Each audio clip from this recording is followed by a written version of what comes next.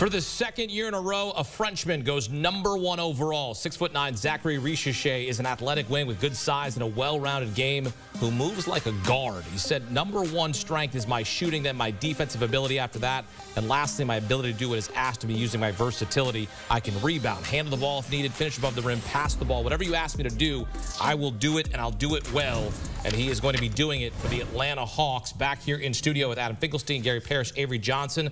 The grade for the Atlanta Hawks taking Risacher is what? We're going B. It's solid, it's unspectacular, and that's what you expect in this draft. Risacher, as we said, 3-and-D prototype. You're hoping for more in this draft, but you can only pick from among the available players.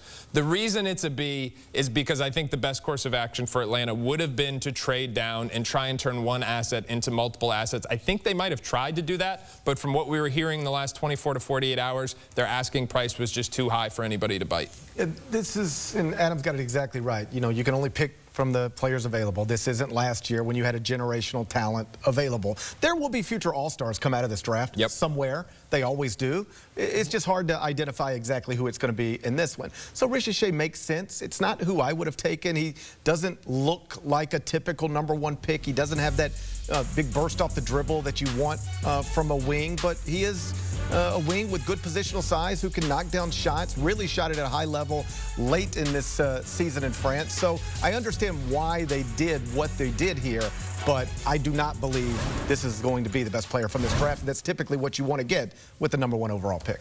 Avery, this is a gamble, right? If you're the Atlanta Hawks, taking a guy that you don't necessarily know a whole lot about it. You've done your due diligence, of course. You've scouted, but this is certainly a risk for Atlanta. Well, yeah, we talked about a couple of the guys that could have been taken at 1 could have been a risk. I would have went a different way with Donovan Clingan because I love him. I think he would be a better fit, especially to protect Trae Young from a defensive standpoint. He's one of the lower-rated defensive guards in the league.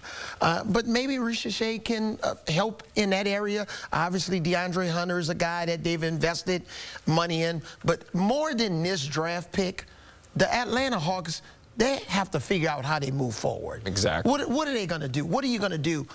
You have an inept backcourt that doesn't really fit together. I mean, DeJounte Murray, I could have told him that. This was never going to work.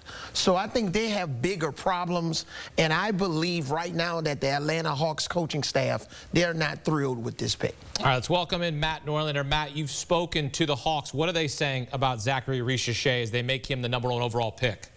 Well, this process was obviously on an amplified timeline because the Hawks didn't anticipate on getting the #1 pick when they got it in the lottery. They had members at the highest part of their organization fly over to France to see Risacher, and ultimately they wound up picking him because Landry Fields, who's only in his second year as a GM, he was going to lean toward the safer pick. They are in love with his footwork. They're in love with his three-point specialty potential, and they love the idea that he can truly be a long, rangy, stretch four kind of guy who can grow into a better than 40% three-point shooter. He seemed like the safest one, but I will tell you this. The Atlanta Hawks viewed Reed Sheppard as a, quote, potential Mahomes type of player, and he was #2 on their board, and ultimately they went with the guy that had better size. But it'll be interesting to see where Reed Sheppard goes and what kind of career he has, because he was the player that finished second in this race to the Hawks, to Risacher, and we might well see down the road that it could be, well, a potential mistake, because they put the Sheppard-Mahomes comp in this regard. What if Reed Sheppard turns into one of the best three-point shooters in the NBA? What if he's a guy who can give you 22, 24, 26 points per game? If that's the case, you would have automatically taken him. We don't have the answer to that. Risacher narrowly beats out Sheppard to go to Atlanta.